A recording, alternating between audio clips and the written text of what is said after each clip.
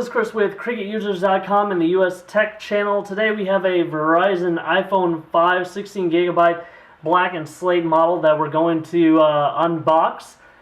The iPhone 5 has the A6 chip, whereas the iPhone 4S had the A5 chip, and the iPhone 4 had the A4 chip. To reference, like the mini iPad video that we did, that has an A5 chip.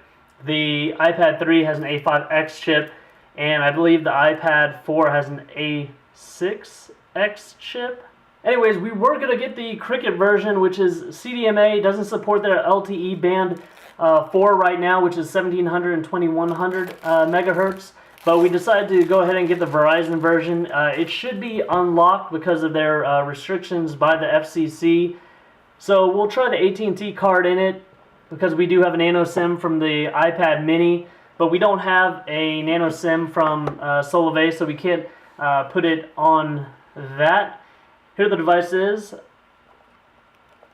We'll flip it around and show you the back. We've got the power button on the top. We've got the volume rockers on the side. Mute or your screen rotation lockout. Comes with iOS 6.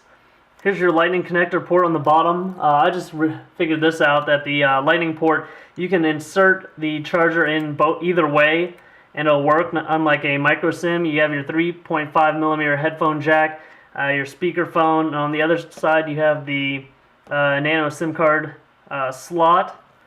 So you see the LED flash on the back. It has an 8 megapixel camera just like the 4S did. Looks like the specifications of that is about the same. Face detection, 5-element lens, hybrid IR filter, focal or f-stop at 2.5, so a 2.4 aperture. Can take panorama pictures. The front is 1.2 megapixels, whereas the 4S was only a VGA front-facing camera. So inside this, you've got some literature, and of course you get your little Apple stickers. The rear-facing camera can take 1080p HD recordings at 30 frames per second. It can take still photos while recording video, unlike the 4S, and it does have face detection. Here are the improved headphones. These are different from the 4S. And here's your charger. Let's see what it's rated at. It's rated at 1 amp. And here's your lightning cord.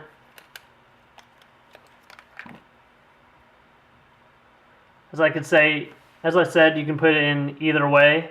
Doesn't matter. We're going to have to activate this device, so we had to do this unboxing so that we could go ahead and call Verizon.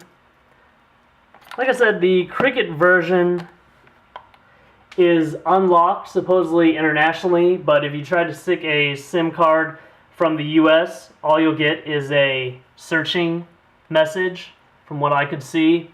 Try to explore that on my own. This did cost us $6.49 retail, so please like this video and subscribe to our YouTube channel. It helps us get these devices. Pretty much after we get them, we go ahead and do as many videos as we can and go ahead and sell them.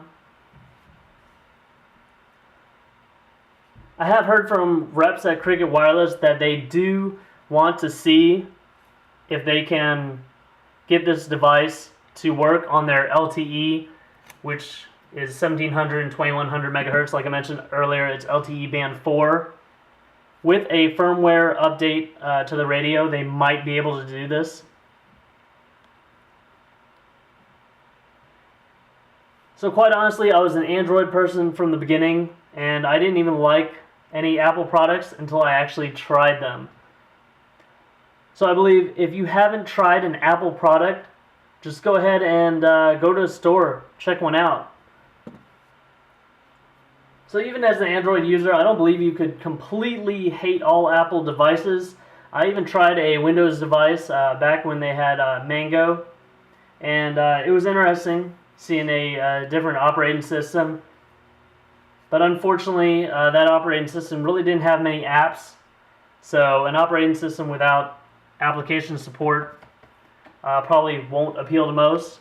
The layout was nice, interesting, new. So Apple uses a minimal amount of branding, so the only thing you'll see different at max is